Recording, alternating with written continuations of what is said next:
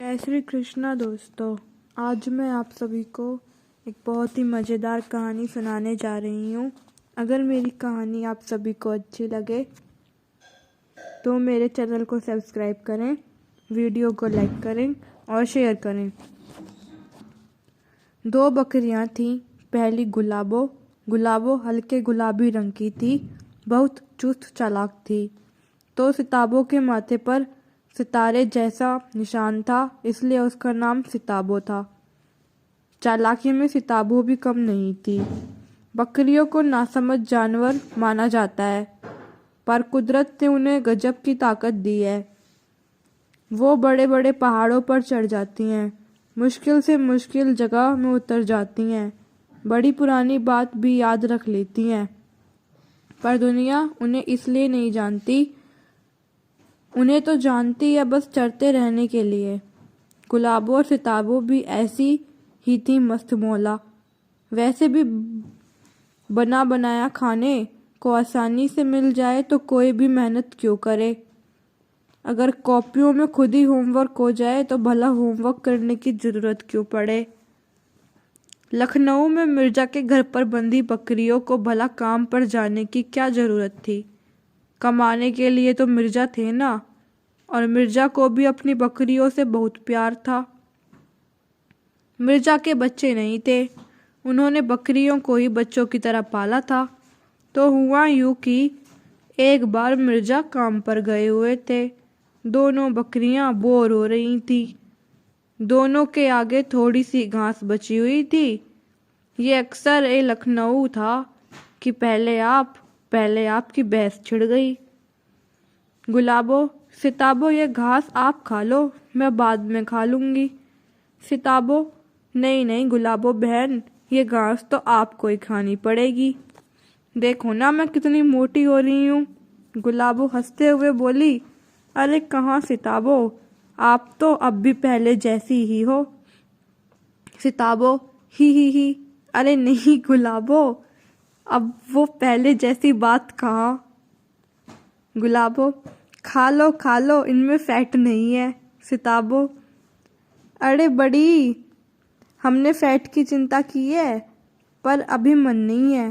गुलाबो, हमें सब पता है, आप हमारे लिए घास छोड़ रही हैं, है ना। इतना करते करते दोनों के बीच बहस छिड़ गई। बात आगे बढ़ती इससे पहले ही गुलाबो सिताबो ने फैसला किया कि दोनों कहानी सुनाते हैं। जिसकी कहानी सुनते सुनते दूसरा सो गया तो कहानी बंद और जागी हुई बकरी घास खाएगी। दोनों ने इसे मंजूर कर लिया। गुलाबो थोड़ा सीनियर थी, इसलिए गुलाबो ने पहले कहानी कहनी शुरू की। एक बार की बात है, मैं जंगल में रहती थी। तब मैं जवान हुआ करती थी। एक बार क्या हुआ, दो भेड़ियों का आतंक हो गया। भेड़िए के दांत ऐसे कि हमारी हड्डियां तक तोड़ डालें। उनके मुंह से लार निकलती रहती थी, बहुत भयानक थे। शायद नहाता भी नहीं था कमबख्त। शायद पति पत्नी थे दोनों। पहले हम जंगल में आराम से चरा करते थे, लेकिन ये मुँह भेड़िए न जाने कहाँ से आ गया। वो एक एक करके बकरियों को मारने लगा। हम जब भी चारा खाने निकलते तो भेड़िया किसी न किसी सहेली को पकड़कर मार डालता। हम तो सूख कर काटा होने लगे थे।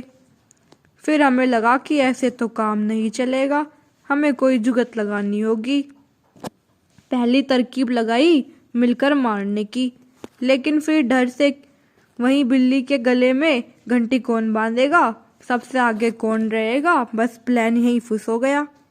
दूसरी तरकीब लगाई कि जंगल से कुछ दूर पहाड़ पर चला जाए। फिर एक रात हम चुपचाप जंगल से कुछ दूर पहाड़ पर चले गए। यहाँ मुसीबत ये कि खाने को कुछ नहीं, सिर्फ पत्थर ही पत्थर थे। कितने दिन रहते झक मार कर वापस आना पड़ा। वो दोनों गए भी नहीं थे। हम अपनी गुफा में आकर छिप गए। भेड़िया अंदर आने की हिम्मत नहीं करते थे। एक दिन भेड़िए की बीवी की बाहर से आवाज आई, अरे सुनो बहना। हम डर गए। मैंने पूछा कौन है। गुलाबों ने कहा। वो शायद भेड़िए की बीवी थी। उसने कहा, बाहर आओ, हम आपसे मिलने आए हैं। कहाँ गए थे इतने दिन आप लोग? मैंने सोचा ये भेड़िया हमसे क्यों मिलेगी, जरूर कोई चाल होगी। सुन रही है सिताबो? सिताबो ने कहा, हाँ हाँ गुलाबो कहो। मैंने भी बोल दिया, हम बाहर गए थे, सभी अभी उपवास है, उपवास पर है, बाहर नहीं निकल सकते। उसने भी कहा, ओ ये तो बड़ी दिक्कत हो गई, भेड़िया महाराज आपसे मिलना चाहते थे। मैंने कहा कि मुझसे क्यों? उसने कहा, आप लोग जब बाहर गए थे तो महाराज ने संन्यास ले लिया, अब वो सूखी पत्तियां ही खाते हैं। मुझे समझ में आ गया कि ये चाल है। मैंने कहा, फिर हमें बुलाने क्यों आई हो बहन? वो बोली, अरे अपनी गलतियों का पश्चाताप करने के लिए हमने भोज रखा है, आपको तो खाने पर बुलाने आए हैं। मैंने सोचा ये भेड़िया रोज हमें खा जाते हैं, हमें खाने को क्या देंगे। मैंने उससे बोला, अरे बहन हम तो खुद तैयारी कर रहे हैं खाने की, हमारे मेहमान आने वाले हैं, फिर कभी आना। वो बड़ी ढीठ थी। उसने कहा कि कोई बात नहीं, आपके मेहमान हमारे मेहमान, हम उन्हें भी दावत दे देंगे। मैंने कहा, अरे वाह, ये तो बड़ी अच्छी बात है, मेरे मेहमान कल सुबह आएंगे तो लंच पर हम उन्हें आपके पास ले आएंगे, लेकिन आप इंतजाम कर पाओगे उनके लिए? मैंने भी पूछा।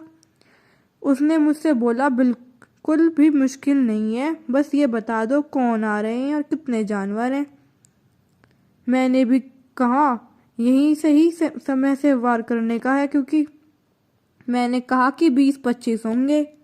उसने कहा, हाँ हाँ बिल्कुल हो जाएगा, जितनी संख्या हो उतना अच्छा है, पर कौन होगा ये तो बताओ। मैंने कहा, हम उन्हीं को बुलाने गए थे, जंगली कुत्ते, वो हमारे दोस्त हैं, वो कल तक आ जाएंगे, फिर मिलकर हम दावत करेंगे। बस इतना कहना था। दोनों में से कोई भेड़िया नहीं दिखाई दिया, दोनों डरते थे जंगली कुत्तों से।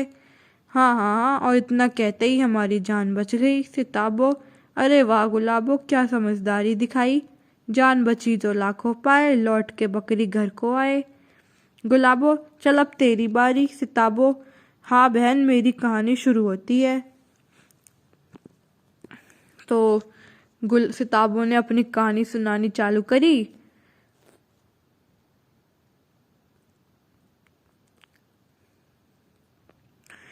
ये उन दिनों की बात है जब मैं जंगल में रहा करती थी। मेरा छोटा बेटा छोटा सा था, टीटू, बहुत शरारती था। एक बार हम पानी पीने नदी की तरफ जा रहे थे। रास्ते में उसे मैं समझा रही थी कि मुश्किल वक्त में साहस से काम लो तो मुसीबत टल जाती है। सिताबो, हम नदी के पास पहुंचे ही थे कि तभी लगा कि मुसीबत तो हमारे सामने ही खड़ी है। लाल आंखों वाला खूंखार भेड़िया हमारे सामने खड़ा था। मैं तो डर के मारे, मेरी तो हालत खराब हो गई। उस अपने से ज्यादा चिंता मुझे टीटू की हो रही थी। भेड़िया बोला, आज तो ठंडे पानी के साथ गरम गरम भोजन भी है, सोच रहा हूँ पहले किसे खाऊं, तुम्हें या मेमने को, या पहले प्यास बुझा लूं, या पहले अक्कड़ बक्कड़ कर लूं। तुम्हारा क्या कहना है मेमने? टीटू, छी छी, कितने गंदे हो तुम, मुंह पर मक्खियां भिनभिना रही हैं, लगता है महीनों से मुंह नहीं धोया। मुझे लगा कि ये टीटू तो नाराज कर देगा, मौत थोड़ी देर में आनी होगी, वो अभी आ जाएगी, पर भेड़िया कुछ सब पका गया। सिताबो ने गुलाबों से कहा। मैंने कहा, जाने दे बेटा, ये जानवर है, इन्हें हम कैसे समझा सकते हैं, हो सकता है कि इन्होंने कभी मुंह न धोने की कसम खाई हो। सिताबो ने कहानी आगे बढ़ाई। भेड़िया गुर्रा कर बोला, क्या बकती हो, कुछ देर पहले ही रेत में रगड़ रगड़ कर मुंह साफ किया है। टीटू, मुंह साफ किया होता तो ऐसे नहीं दिखते, नदी में झांक कर देखो, असलियत दिख जाएगी। भेड़िया सोचते हुए, बकरी बड़ी है, उसका भरोसा नहीं, नन्ना मेमना झूठ क्या बोलेगा, ऐसे ही खाऊंगा तो गंदगी पेट में जाएगी, नदी में झांक कर देख लेता हूँ। ये भागकर कहाँ जाएंगे? भेड़िया सिताबों से, तुम दोनों देखो, मैं मुंह धोने जा रहा हूँ, भागना मत। भेड़िया सिताबों बोली भेड़िया से, भेड़िया महाराज, हमारा जन्म तो आप जैसों की भूख मिटाने के लिए हुआ है, भागकर कहाँ जाएंगे? विश्वास ना हो तो साथ चलते हैं। भेड़िया को बात भाग गई। पानी का बहाव तेज था। उसने मुंह धोने की कोशिश की तो बकरी ने कहा कि डुबकी भी लगा लेते महाराज। भेड़िया बात मानकर कुछ आगे बढ़ा। सिताबो, बस मुझे और क्या चाहिए था, मैंने ऐसा धक्का दिया कि वो धप से पानी में गिरा और नदी के साथ बहने लगा। उसके गिरते ही हमने भागना शुरू कर दिया। दूर तक निकल कर आए तो मैंने टीटू के आइडिया की दाद दी। मैंने तो एक बात ही कही, उसने तो सही साबित करके दिखा दी। सिताबो, शाबाश टीटू, साहस से काम लो तो खतरा टल जाता है। सिताबो हंसते हुए गुलाबो से बोली, अरे बहन, लगता है कहानी अच्छी लगी, तुम सोई नहीं। गुलाबो, अरे वाह, टीटू ने तो कमाल कर दिया और तुमने भी। दोनों हंसने लगी। वैसे अब बारी है गुलाबो की कहानी सुनाने की, लेकिन अगले कुछ पलों में ऐसा कुछ होने वाला है जो दोनों ने सोचा भी नहीं था। क्या इस नई मुसीबत का सामना दोनों कर पाएंगी? अब बारी गुलाबो की कहानी सुनाने की थी, लेकिन तब तक मिर्जा लौट आए। परेशानी उनके चेहरे पर साफ दिख रही थी। हो भी क्यों ना, बुजुर्ग मिर्जा को हवेली औने पौने दाम पर बेचने को मजबूर किया जा रहा था। मिर्जा हवेली बेचना नहीं चाहते थे, पर एक चालाक और दुष्ट प्रॉपर्टी डीलर ने मिर्जा से पेपर पर धोखे से साइन करा लिए थे। अब उन्हीं कागजों के दम पर वो प्रॉपर्टी डीलर मकान हथियाना चाहता था। बेचारी बकरियां क्या कर पाती, सिर्फ मिर्जा की तकलीफ सुना करती थी। मिर्जा अपनी सारी किस्से बकरियों को सुनाया करते थे। लेकिन क्या वाकई दोनों बेचारी थीं? गुलाबो, बहन, मिर्जा की परेशानी देखी नहीं जाती। सिताबो, हाँ बहन, मन तो करता है उस दुष्ट प्रॉपर्टी डीलर को सींग मार दूं।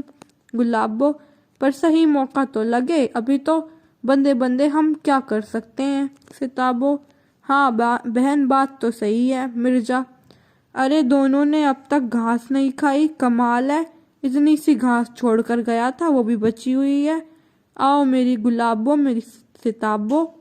इतने में देखा तो प्रॉपर्टी डीलर आ गया। जवान सा था, ग्रे टी शर्ट, हरी शर्ट पहन कर आया था। उसका अपना टशन था, चेहरे पर दाढ़ी और चालाकी भरे तेवर। प्रॉपर्टी डीलर, अरे मिर्जा साहब कहाँ हैं? लीजिए मालिक, आपके कागज भी बनकर आ गए, आपको एक कॉपी देने आया था। हाँ लीजिए लीजिए मालिक, और हाँ आपको मकान के 40,000 रुपये भी देने आया हूँ। ही देखिए, पूरे 20 नोट हैं 2-2 हजार के। कमाल का सौदा है मालिक। मिर्जा गुस्से से, धोखेबाज, 40 लाख कीमत के मकान को सिर्फ 40,000 लेकर आया तू? मुझे मकान नहीं बेचना। प्रॉपर्टी डीलर, इस उम्र में गुस्सा क्यों होते हैं मिर्जा साहब, बीपी बढ़ जाएगा मालिक। देखिए, मकान बेचने पर साइन तो आप पहले ही कर चुके हैं, अब निकल भी गए तो मेरे तो 40,000 भी बच जाएंगे। मिर्जा, मैंने कभी मकान नहीं बेचा। प्रॉपर्टी डीलर, वो तो मुझे पता है मालिक, दुनिया को थोड़ी पता है, बस चलता तो यह 40,000 भी ना देता। वो तो कुछ दिखाना भी होता है अदालत में, केस थोड़ा हल्का करने के लिए। मिर्जा, कुछ तो शर्म कर, ऊपर वाला सब देख रहा है। प्रॉपर्टी डीलर, ओहो हो मालिक, फिर तो तुझे देरी नहीं करनी चाहिए। प्रॉपर्टी डीलर, अच्छा चलिए शांति से बात करते हैं, बैठकर बात करते हैं कि बताइए कितने 1,000 रुपये और दूं तो आप घर खाली कर देंगे? प्रॉपर्टी डीलर अपना सामान वहीं दरवाजे के पास रखकर बेंच पर बैठी मिर्जा से बात कर रहा था। बेचारी बकरियों के चेहरे पर चमक आ गई, दोनों की मुस्कान खिल गई। बेचारी क्या कर पाती, दोनों ने चबड़ चबाना शुरू कर दिया। यही तो उन्हें आता था, लेकिन इस बार खाने में वो घास नहीं जो सामने पड़ी थी, बल्कि वो कागज थे जो प्रॉपर्टी डीलर छोड़ कर गया था, जिसमें वो कागज भी था जिनमें मिर्जा ने दस्तखत किए थे। वो 40,000 भी उन्होंने प्रॉपर्टी डीलर चमका रहा था, जो दोनों चबाने में एक्सपर्ट मिनटों में चबा गई। दोनों चबा गई सारी की सारी साजिश के पन्ने। गुलाबों ने एफिडेविट की जुगाली कर ली। सिताबों स्टाम्प पेपर खा गई। गुलाबों ने नोटों की दावत की। सिताबों ने दस्तखत वाले पन्ने निगल लिए। बस फिर वही हुआ जो होना था। प्रॉपर्टी डीलर मुड़ा तो उसकी आंखें फटी रह गईं। उसके पैरों के नीचे की जमीन खिसक गई। मिर्जा ने देखा तो वो झूमने लगे। उनकी खुशी का ठिकाना नहीं रहा। अब प्रॉपर्टी डीलर पागल बना फिर रहा था और लोगों से कह रहा है, बकरियां हवेली चर गईं, बकरियां हवेली चर गईं। और हाँ, लोग इस बात पर हंसे जा रहे हैं। आप हंसे क्या? इस तरह गुलाबों और सिताबों की होशियारी से मिर्जा की हवेली बच गई और तीनों आराम से रहने लगे। तो दोस्तों, अगर आप सभी को मेरी कहानी अच्छी लगी तो मेरे चैनल को सब्सक्राइब करें, वीडियो को लाइक करें और शेयर करें।